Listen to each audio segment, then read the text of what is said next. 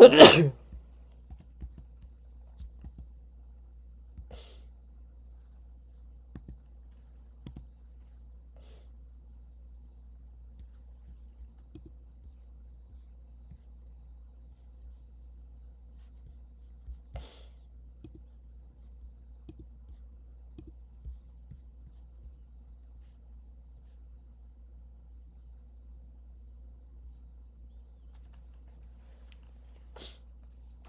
thought there was red flag news today. Oh, it's not. It's Wednesday. It's not Tuesday. See, but I'm not trading today. Um, 9:45, 10 a.m., 10:30. Crude oil though. ISM 10 a.m.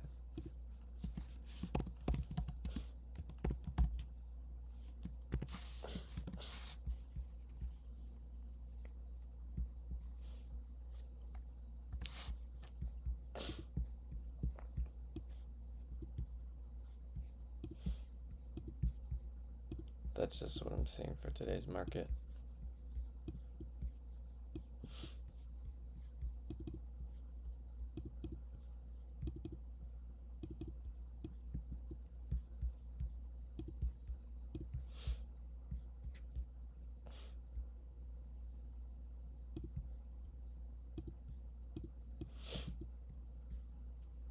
Yeah, I wouldn't bet on anything too crazy today.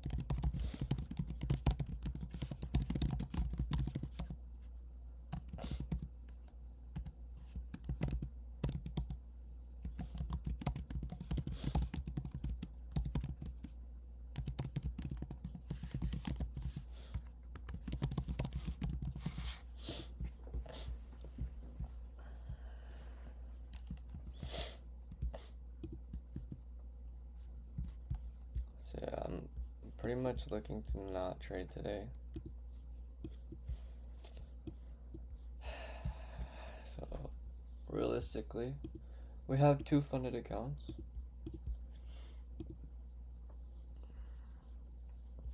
But I don't want to trade today. One, because of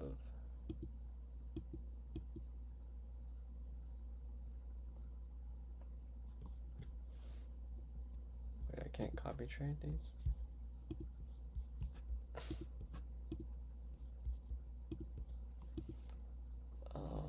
didn't sleep the best. Woke up, slept at 1, woke up at 5.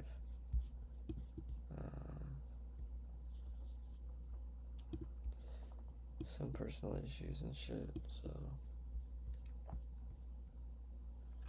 And there's news. I just don't really want to trade today.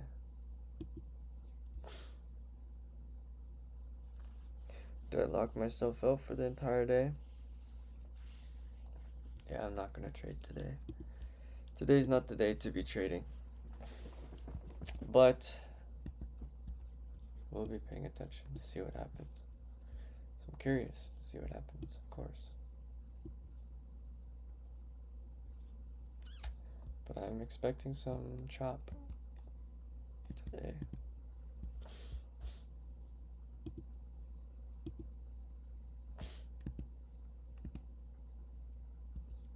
And I want to watch how Euro USD performs. Oh, look at Solana. We're getting ready to buy some Solana. We bought some back here right at the top. But we're dollar cost averaging in. So we're going to bring our average down to around 100.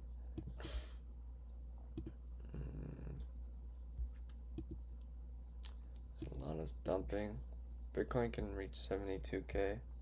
It's a whole nother story. Here we are for Euro USD. This is what I want to watch today. How does it react to market open? And is this something that we could potentially start trading?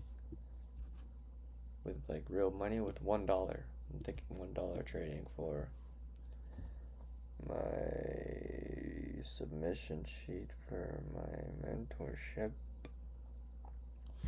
This is what I'm thinking about trading. I haven't had coffee. You guys can like, bro. You can tell I'm just tired.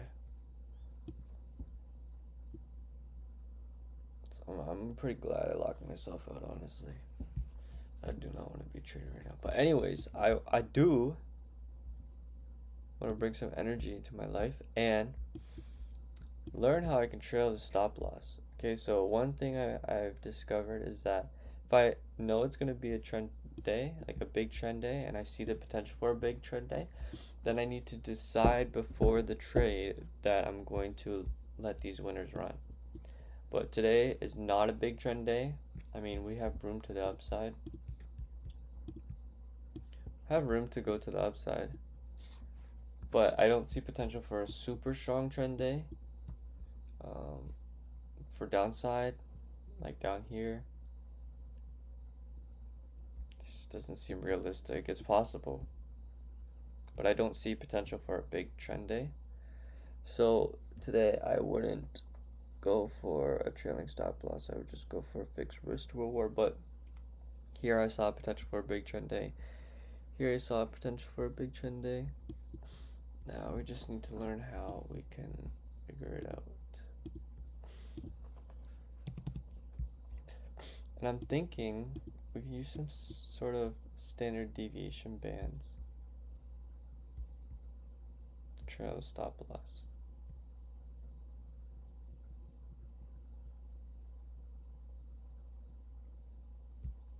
I don't know exactly how.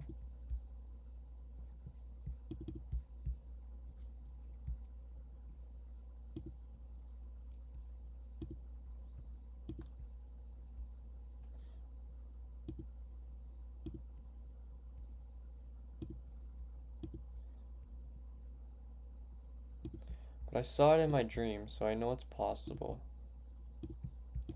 Like something in my dream was telling me that it had something to do with some standard deviation bands in order to trail my stop loss.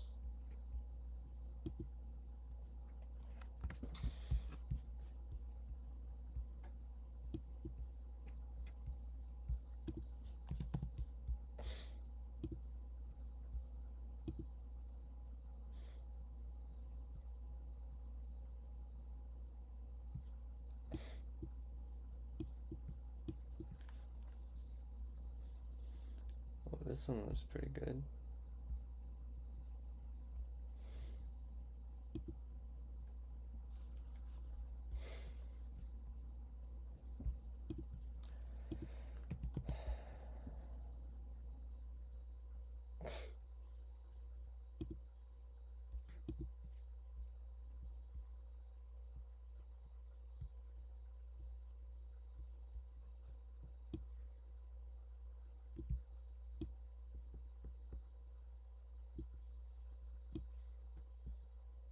bad.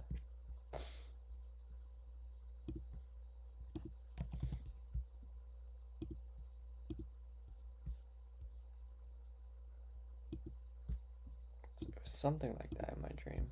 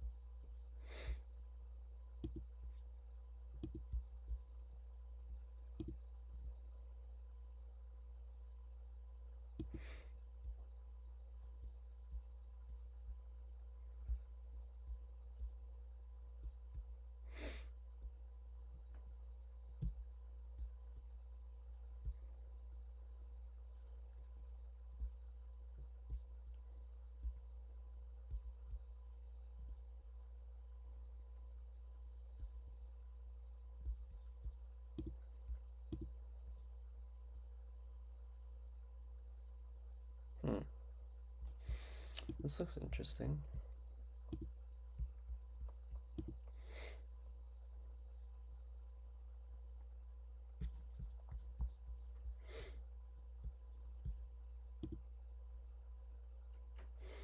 A dynamic stop loss indicator.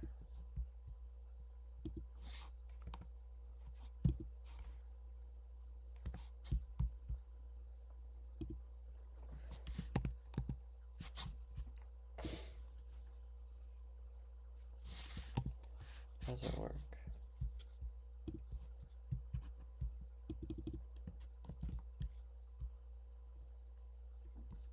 ATR base volatility. This might be exactly what I was looking for.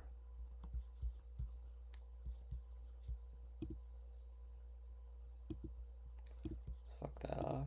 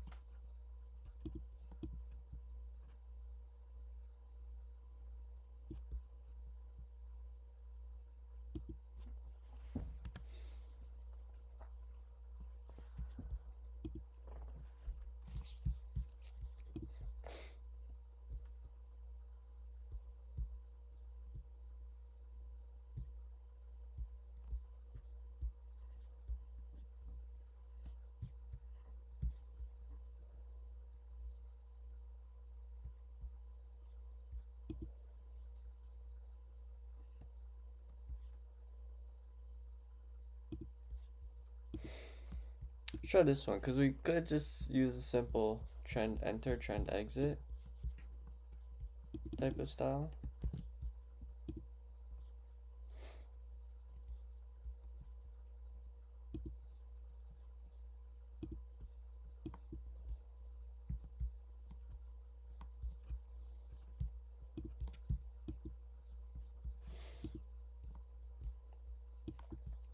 So here we entered the trend and we exited right here.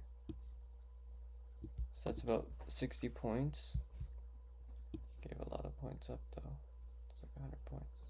But still, we went from 21 to over here.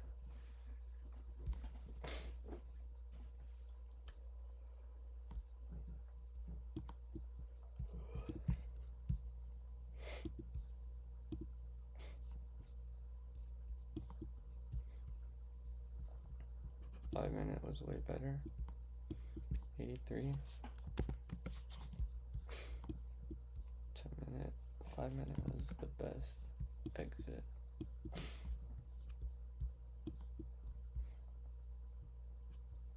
So we just moved to break even.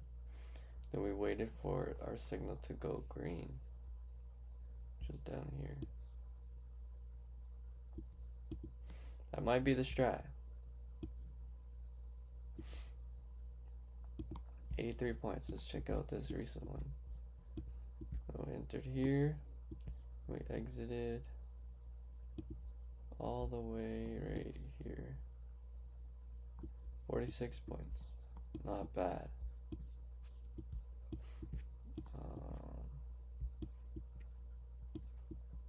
This one entered here and we exited on this candle. 65 points, not bad.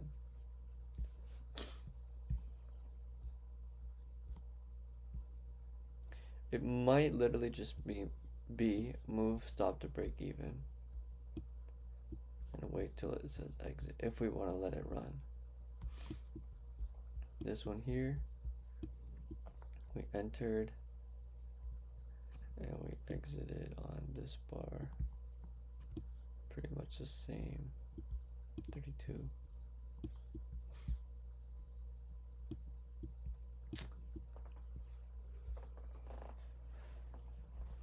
It's interesting. It's actually really difficult to let your winners run. I mean, like close at 12 p.m. So another thing, I just need like set rules to let it run. Right now, I don't know. Anyways, market is about to open. Want to see how Euro USD reacts to market open. Let's fuck this off. Fuck that off for right now. Let's open up our system.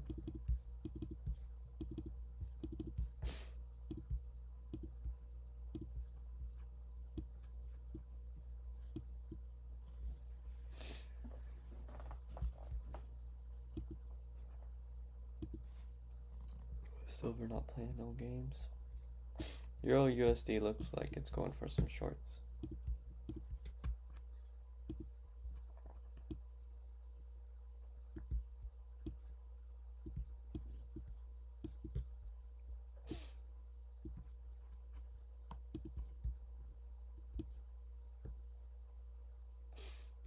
Euro USD is looking like it's going for some shorts.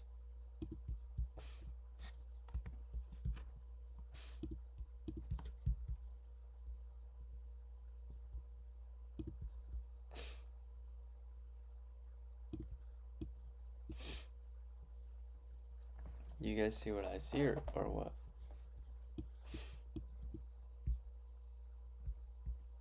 Failed breakout. Failed breakout here. Failed breakout there.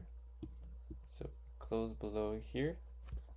We start trending. That's a fair entry for some shorts on Euro USD.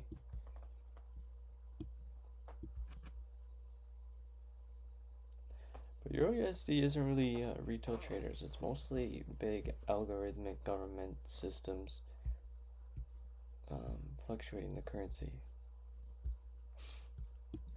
Euro USD is looking like some shorts though. I cannot lie. Enter right here. Let's paper trade this bitch.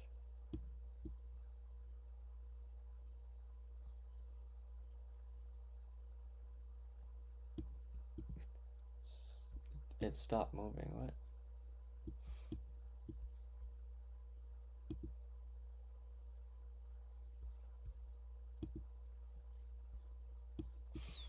What about Euro JPY?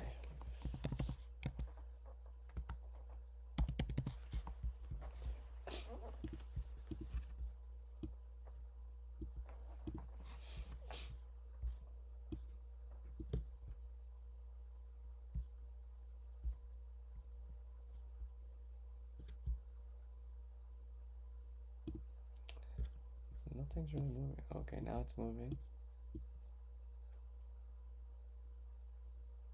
Looks like it wants to break out to the downside though.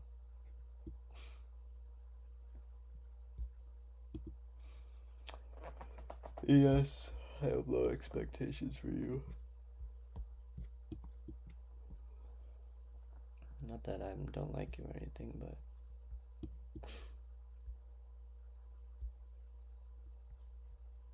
there's just too much news around you today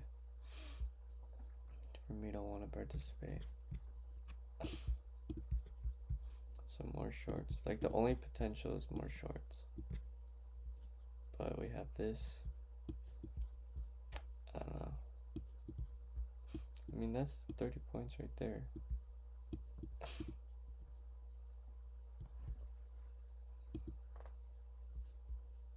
Euro USD didn't move.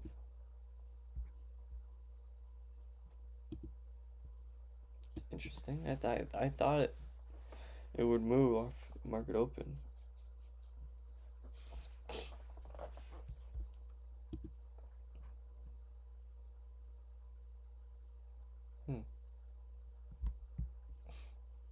I guess not. None of these pairs have moved. MNQ's making its way down though. MNQ's trending strong.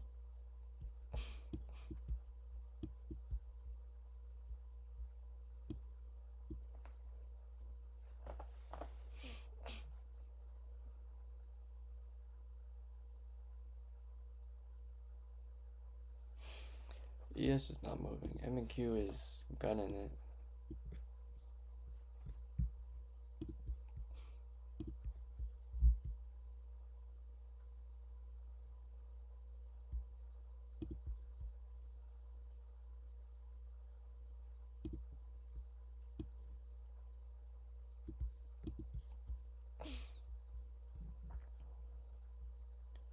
Looks like it's gonna be a big wick though.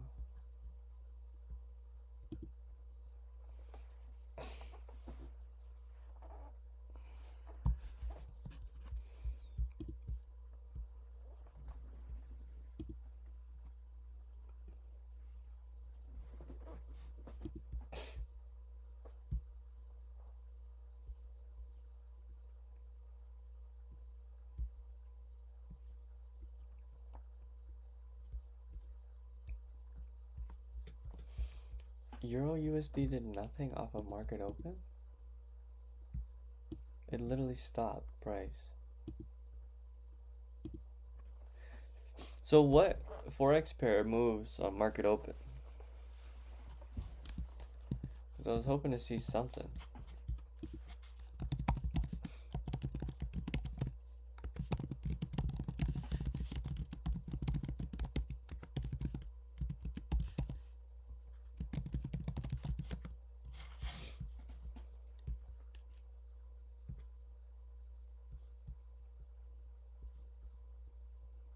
Euro USD king of what? It didn't move at all. GBP USD.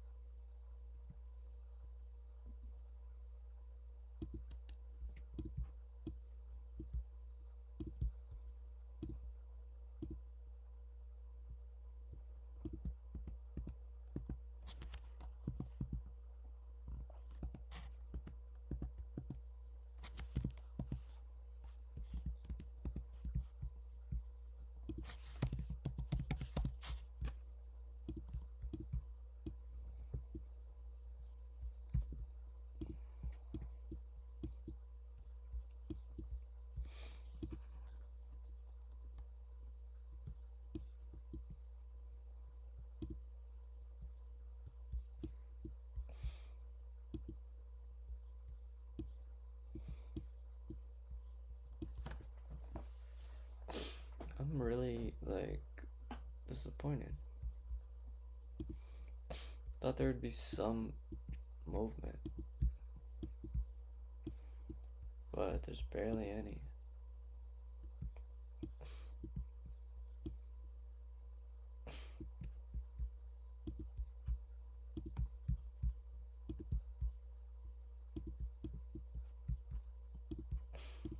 Guess you could say you're at a trade here.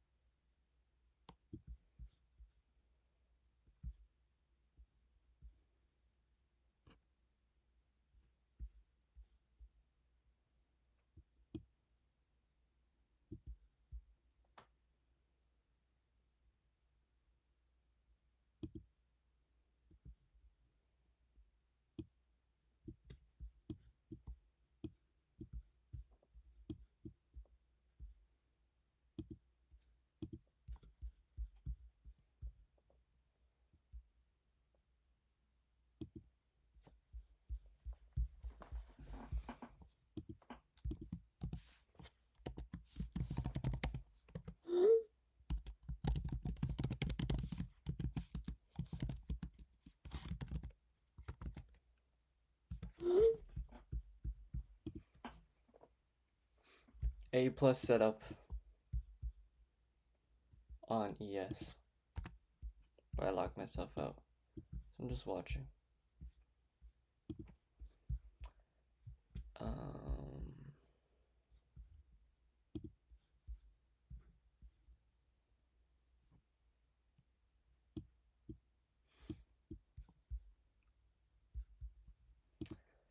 0 doing?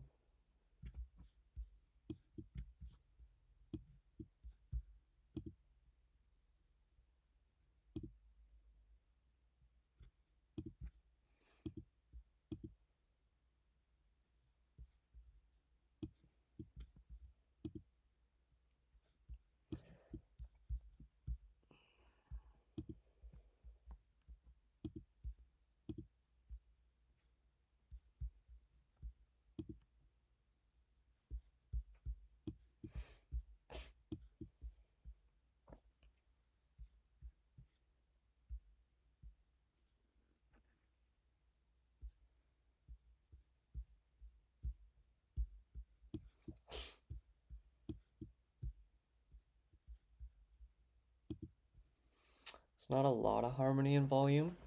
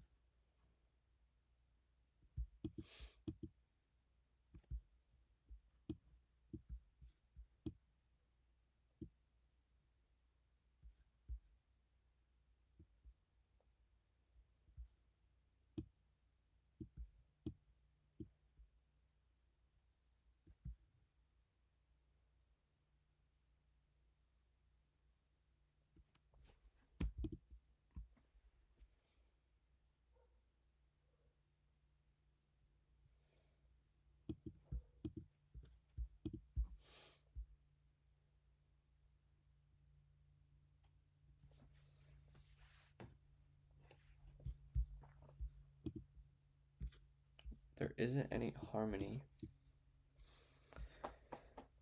in volume. One's bearish, one's bullish.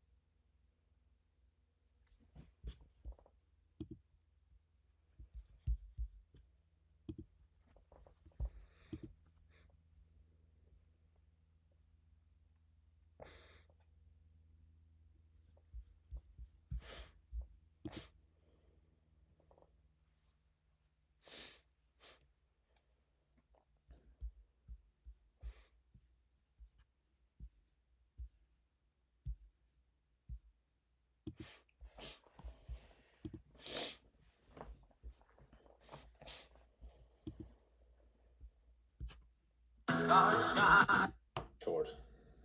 What a shock. Just continuing the same thing, keep shorting it until it stops working. Actually was short yesterday and didn't close on the breakdown, but added on the retest, and we thought we were losing 96. That one ended up actually stopping at a break even overall. Woke up this morning after that after 96 held. I was looking at 97. We got a push overnight and swept out the highs from the end of New York session into that big spot, big block of resistance, and this round number 77k, which is also the daily break structure level. Price seems to have rejected off that, so into a short here, and sitting now. ES would have been stopped out for break even, but I probably would have turned this day into a winning day because I probably would have closed profits early, seeing that divergence in volume. Because I've done that. Well, I've done that a couple times on my account where I see a clean setup, I take the trade, it's going in my favor, and I see a divergence, I see price weakening, and I kind of just close it early. So it works when it works, but sometimes on big trend days when I close early, then I miss it all on those moves. It doesn't work. So Just with it as it is. But the lower we get, the more I'm looking to manage this on a pretty low time frame basis. This would be a view that, like I said, on daily levels, if things accelerate and there's a final capitulation to come in this move now, where the bounces are getting lower and weaker, we may just see it drop straight down through towards the 70 area. And if we went anything below 70, it would close immediately. I don't think price is going to just collapse like this. But if the market is still in a state of selling, which it seems to be, sellers do seem to still be in control, it really depends whether there is still an imbalance of supply and demand, where possibly there's a wave of liquidations, some longs that are built up that are still vulnerable to a continued drop. And if so, then I think we would take out yesterday's lows. And if that happens, we'll be looking obviously towards the 70k area. But in between that, so that's, you know, in an ideal world, but in between that, there's many different paths it can take and ways it can get there. Of course, first thing to watch will be 75k, because as much as this was a breakdown attempt yesterday, it did also fail. So it had a high volume sell-off and it reversed coming into the end of the session. And we got back above 75. Everything below 75 was one of the better reactions that we've seen in terms of the heavy selling down through the session was very much real. It was mostly spot-led, Coinbase negative, premium still there. That reaction was nice and sharp off the lows. It held below 75 and then broke through it. Everything above 75 was a short squeeze. You could see that into the end of the session. You could see the wipe down and bleed off of open interest.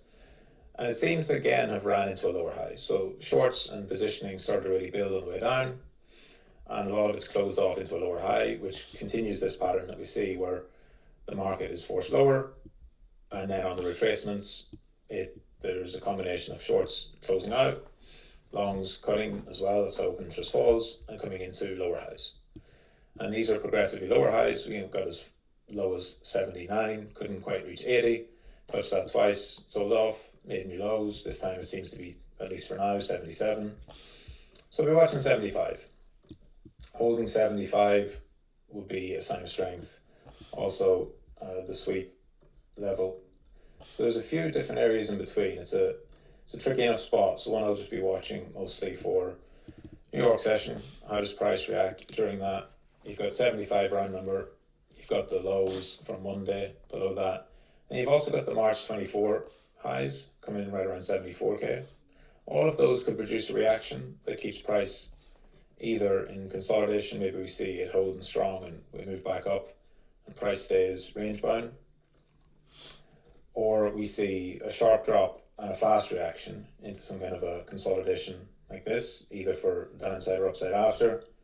And potentially, if we see something similar to what we'd seen yesterday, you just see a wave of liquidations that are unable to be overwhelmed by buyers, and we just force down to the lows. And if there is an unwind there, I'd just be looking to exit the position into that.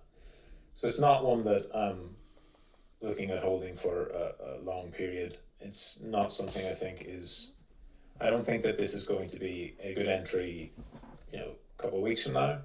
I wouldn't say this is going to be a spot that price doesn't revisit. I think even if we go lower, even if we flush lower, even if we go even a lot deeper, I do think price snaps back pretty easily to there, even in a bearish scenario, higher time frame.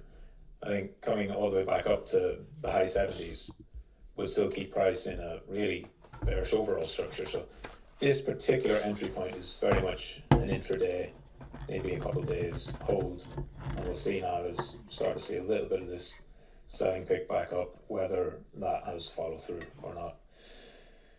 So that's BTC. I'll manage that. I'll update that in the journal. Also, main area I'm really looking at is QQQ, Nasdaq. So we've got two levels. Mentioned it on Trade of the Week on Beyond Bitcoin. Lose the 50-day EMA. I'll be watching for shorts towards 600. So we've lost that now on a closed basis. Pre-market, we're trading lower. The 50-day EMA is the level to watch, which is not on the yes, because it's taken off. There you go. We're trading below that 50-day EMA, and what I want to see is the 50 on the 1 hour, which is this purple line, and the 50 on the daily, both sloping lower. So if the 50-day, we stay below it, close below it today or and tomorrow, you're going to see price most likely make a move downwards towards that 600 area. If we stay below this, I think if we stay below the 50-day this time, and depending on how Google and Amazon earnings goes and the reaction to that, I would see this as being multiple days of further selling down towards the lows, not just one or two, although it could be a fast flush like we'd seen previously with one of these big white days. I think that was the Nvidia earnings back in November. And again, it can get very volatile around these times, as it did back in November with those earnings. So be watching it really closely. And what I would want to see from an entry perspective is 610 is a support level to me in between. So 610 has demand. Clearly, we've held off that before. 620 would now be resistance, which is also sitting at, let me take that off there. 620 will be resistance, is also above the 50-day. It's also where the 50 on the 1 hour is at the moment. So any squeezes or spikes up into that area, I'd also be watching for rejection. And for an entry point, I'd be looking at both of these in line. So I would want to see the 50-day moving lower, so starting to inflect lower, indicating that we're moving into more of a decline, as well as the 50 on the 1 hour, and price ideally testing that. The exact path doesn't really matter. I'll be looking for an entry somewhere into a bounce into local resistance with the 50 on the 1 hour below the 50 on the daily, which then would give the best opportunity for a trade. If we get both of those in line, I'll be looking at a trade down towards 600 area. That's the rough view of it. Probably not today, given that Google's earnings are at the end of the session. I mean, it obviously depends how price reacts now going into the session and during New York. But, and with this very rough path I've drawn, given a couple of upswings around the earnings for Amazon and Google, if we're lower into them, we could see that volatility around it. This is like we'd seen in prior earnings seasons. If you look at Google, when was the last? Google had earnings all the way back in October. So you had the 29th, and then Nvidia was a few weeks later. Nvidia was in the, so I'm in the wrong place here. It was on the 19th, after the 19th. So you had the end of October and you had the middle of November. You had a lot of this volatility. So at the end of October, that was when we topped out on those earnings around Google, Amazon, and some of the big tech. And then getting this real last period of volatility was around the Nvidia earnings. Coming into Wednesday, we got that spike higher where price had lost the 50-day and had traded below it. And that got squeezed up with Nvidia's earnings, and then we had that final flush. Nvidia's, again, it's not for a few weeks. Nvidia's next earnings is 25th of February, so about 2 weeks away. No, 3 weeks away. So I'll be looking at this to probably play out even before that. I wouldn't expect to be, well, I certainly don't expect us to have anything like this set up when we get to the 25th of February. It's just too far away to even understand. So that's what I'm looking for.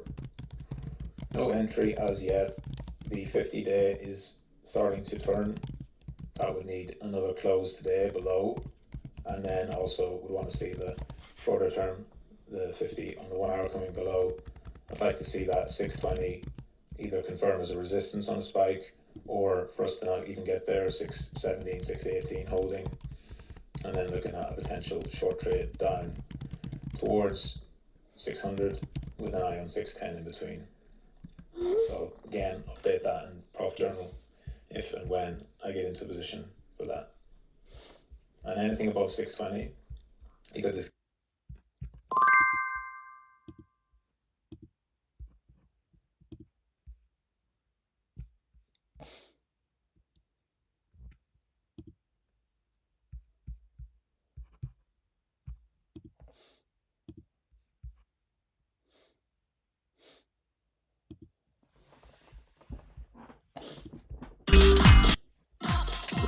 delight of sitting on the sideline.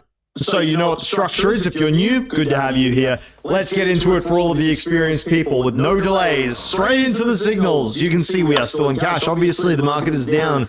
Gold as the dominant denominator, which has been doing well. A little bit of a recovery here. Fantastic. I wasn't going to make any bold claims regarding gold and its recovery. It appears as though the indicators did a decent job of detecting that this was possibly a bit of volatility in that local zone. You know, nothing stopping it from going down from here, but of course those indicators could potentially catch up to that. And if we have a little bit of decay here, maybe it will start to break down again. Only time can tell. For the moment, excellent to see that we maintain those positions. For those that do choose to use the gold dominant denominator, not everybody needs to use it. However, you can use it if it's something that is applicable to you. Now, looking at the TPIs, you can see there has been a slight negative rate of change on the LTPI. This is attributed to that component yesterday that we discussed that is an aggregate of all of the on-chain indicators and a couple of those monthly and quarterly moving averages laid over the top of those. So a bit of decay with those. So moving into a regime here, which from a trend perspective is a little bit suspicious. Broadly speaking, though, pretty much everything else on chain is looking wonderful. And I love the condition that the market is in. Really, it's very, very hard for me to find reasons to be bearish in the long term. Obviously, we have the ISM analysis, which we've already performed. I won't bash the desk on that. However, I'll just give it to you straight. These liquidations, bro, we are so close to 71. It's ridiculous. I would love to zoom in on this, but it kind of gets stretched out instead of zoomed in properly. But these liquidations still at the 71K zone are on the table. So we saw another decrease in BTC's price yesterday, which brought us a little tiny bit closer to that. As people have commented on social media, the funding rates have already started to rise again. You can see this on Velo. Normally I leave the derivatives analysis to the end, but we're already starting to see funding increase again. And Ethereum, before getting these liquidation levels taken out, I can't believe that people are already starting to long. This is just going to make it worse. Obviously, there's a lot of FUD around. This FUD, people talking about Binance becoming insolvent. I don't see any credible evidence of this happening, just in case you guys are caught up in any of that drama on crypto Twitter.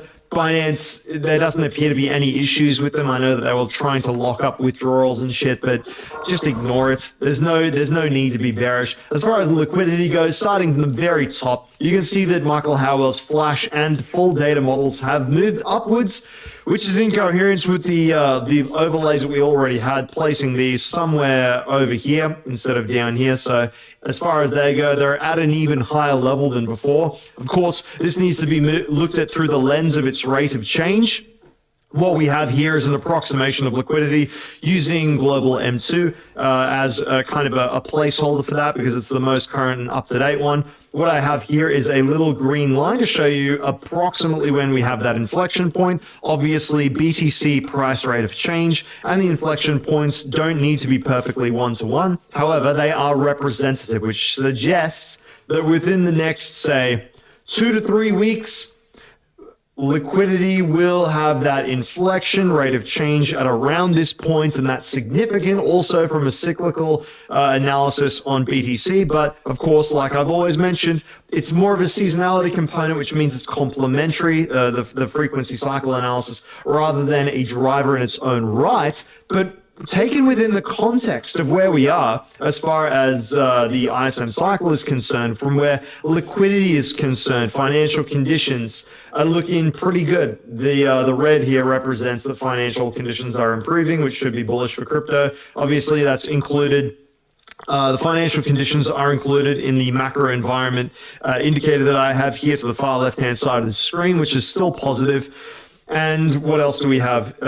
That was updated previously, not to worry. An interesting post here. I'm looking at the tech software ETF for the United States, and it appears that BTC is actually closely following that over the last, say, year or two, which is very interesting. From a weekly RSI perspective, this is as far as oversold as it can possibly get. Every other previous time that it was this oversold, it resulted in a rebound. But I digress. I'm kind of getting off the point here. The main point point for today is the liquidity information. We had a lead of morning note from Darius Dale. However, it was just talking about the state of the US economy. No major changes there. So instead of showing you the lead of morning note, I'm just going to move straight past it. We still have a bullish global macro risk matrix, bullish grids, and bullish weather as well. Obviously, all of those combined together suggest a very, very strong fundamental framework for BTC from a macro perspective. Also, the liquidity model is suggesting upwards. So as far as a macro perspective is going, it's really a fantastic place to be. And I will get into the cycle analysis very soon. However, we'll get into the on-chain indicators because pretty much everything across the board is screaming that this is a dip. This intercycle model from Checkmate, this intercycle model from Checkmate, as you can see here, this one, the actual level of that reading is where my cursor is. I know there's a lot of colors on the screen. It's a little bit difficult to read, but what we currently have here is the most oversold from an aggregated on-chain perspective using an intercycle model that we've had for this entire run, save for the actual beginning of it when we were at the FTX bottom. So that level is also kind of consistent with levels that we saw over here. Probably not the same as over there, but very oversold. Extremely oversold. Now, I don't like to make parallels and say, okay, well, the last time it was down this low, it was the beginning of that bear market, because there's a lot of people talking about the, how common the cycle is, or the pattern overlay is the same. I don't buy any of that shit, which you already know. I don't believe in fractals. I think that they are just people doing obsessive pattern matching with their brain that doesn't actually mean anything. I would rather look at how the actual macroeconomic conditions relate to the asset itself. Look at the valuation conditions, look at the trend, and make the determination from there using rules.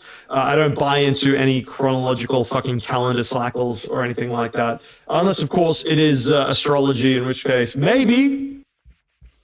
Okay, guys, I'm gonna close the trading day for now, the stream.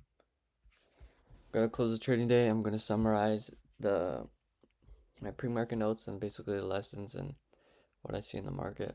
There's really nothing. I think we can go up.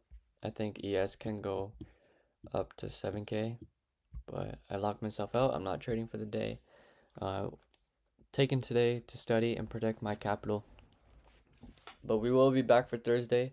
See how the markets look for Thursday. See if there's any potential in the markets. As of today, it's chop. There's news. Do we have news for tomorrow and Friday? Let's find out. Friday, 7 a.m. Employment claims.